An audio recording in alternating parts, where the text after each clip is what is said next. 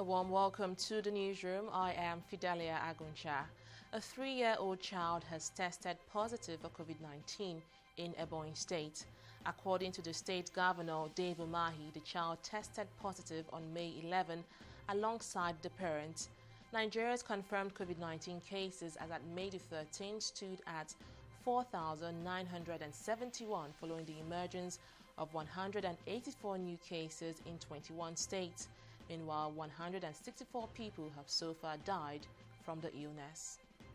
And to some good news, a 98-year-old COVID-19 patient in Lagos has successfully recovered from the illness and has been discharged alongside 24 others in the state.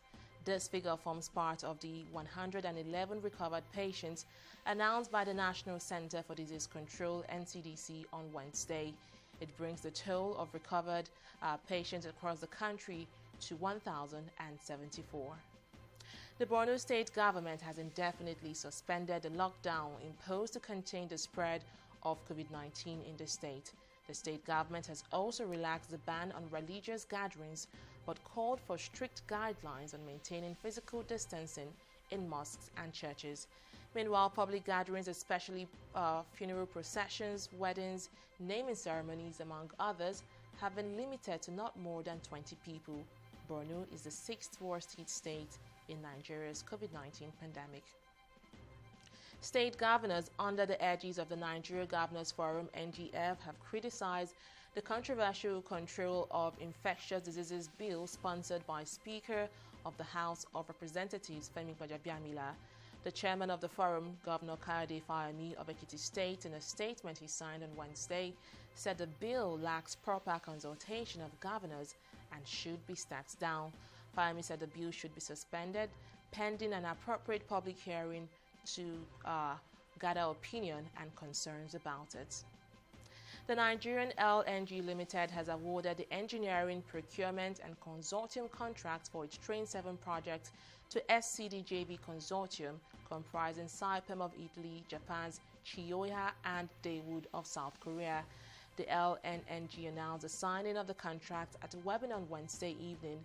The Train 7 project aims to increase the company's production capacity from 22 metric tons per annum to about 30 metric tons per annum and will form part of the investment of over $10 billion, including the upstream scope of the LNG value chain. The World Health Organization (WHO) has warned that the novel coronavirus may never go away even with the development of a vaccine.